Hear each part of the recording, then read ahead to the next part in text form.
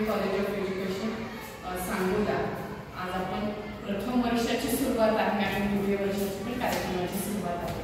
त्या कार्यक्रमाच्या निमित्ताने आज आपण एकत्र जमलेलो आहोत। संस्थेचे उपाध्यक्ष सुमनताई बोराडे मॅडम, सर्व सहकारी प्राध्यापक कांबळे सर, वाघमारे सर आणि तुम्ही सर्व विद्यार्थी मित्रमैत्रिणी।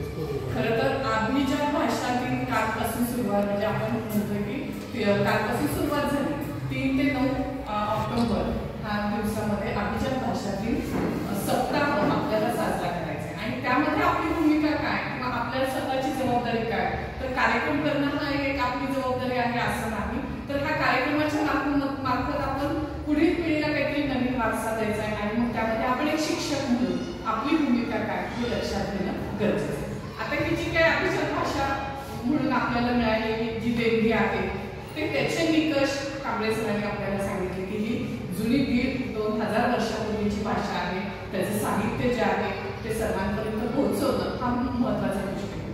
आणि हा अभिजात भाषा दिन प्राप्त होण्यासाठी किंवा अभिजात भाषा हा दर्जा प्राप्त होण्यासाठी कधीपासून प्रयत्न चालू आहे, तर 2012 साली आपल्याला एक समितीने आपल्या महाराष्ट्र शासनाने तयार केली होती। रविराज पाठारे यांच्या अध्यक्षतेखाली ही समिती तयार झाली होती आणि त्या समितीला 2024 उजळले आपल्याला अभिजात भाषा दर्जा प्राप्त करून देण्यासाठी 500 पानाचा हा वृत्तांत त्यांनी जमा केलेला होता आणि गेल्या वर्षी आपल्याला त्याच्यामध्ये यश मिळालं आणि आज त्याला वर्ष पूर्ण होत आहे आणि 3 ऑक्टोबर ते 9 ऑक्टोबर ह्याच्यामध्ये महाराष्ट्र शासनाने सप्ताह साजरा करण्याचं निश्चित केलं।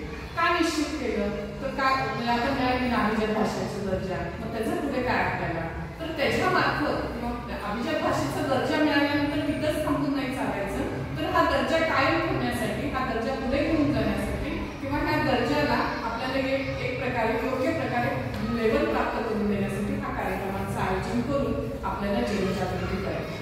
आणि ही जनजागृती करत असताना काय करणं अपेक्षित आहे किंवा ह्यामधून अभिजात भाषेचा दर्जा प्राप्त झाल्यानंतर काय मिळणं अपेक्षित आहे, तर ह्याच्यामधून आपल्याला संशोधन अभ्यास विविध विद्यापीठातून जवळजवळ 450 विद्यापीठ आहेत, त्या विद्यापीठांमधून आपल्याला मराठी भाषा विषय शिकवण्यासाठीची सुरुवात करायची किंवा शिक्षणासाठी वेगवेगळ्या संधी त्याच्यामधून उपलब्ध करून द्यायच्या।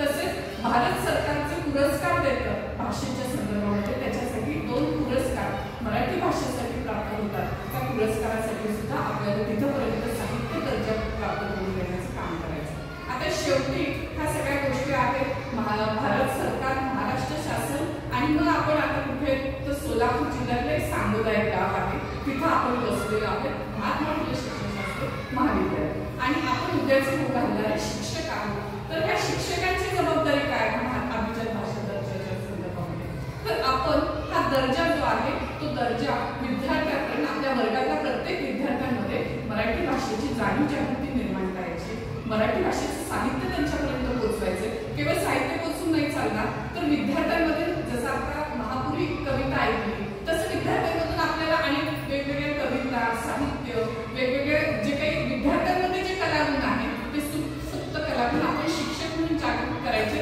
आणि त्या जागृत केलेल्या सुप्त गुणांना जे काही पुरस्कार आहेत महाराष्ट्र शासनाचे, भारत सरकारचे, तिथपर्यंत कसं पोहोचवता येईल ह्या दृष्टिकोनातून तुम्ही म्हणाल की आम्ही केलं म्हणून काय होणार आहे, होईल का, असं म्हणून नाही चालणार। आजचा जो प्रयत्न आहे आपला, तुम्ही जे वर्गात आले तो त्यातलाच एक प्रयत्न आहे, थेंबे थेंबे तळे साचे, ह्या दृष्टिकोनातून आपल्याला हा प्रयत्न केला।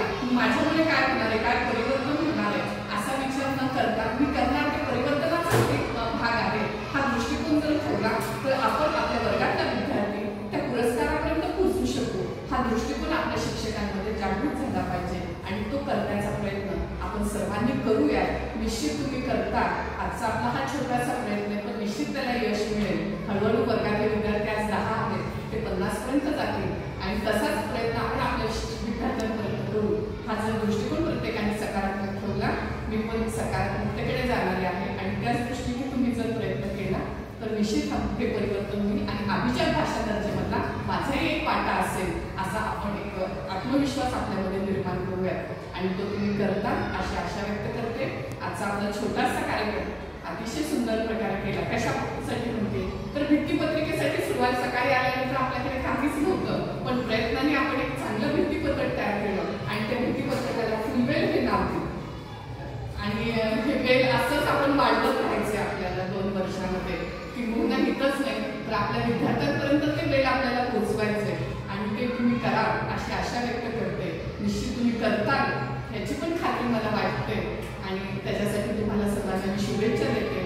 सुंदर प्रकारे भित्तीपत्रक तयार केलं त्याबद्दल तुमचं अभिनंदन करते आणि माझे 2 शब्द संपते.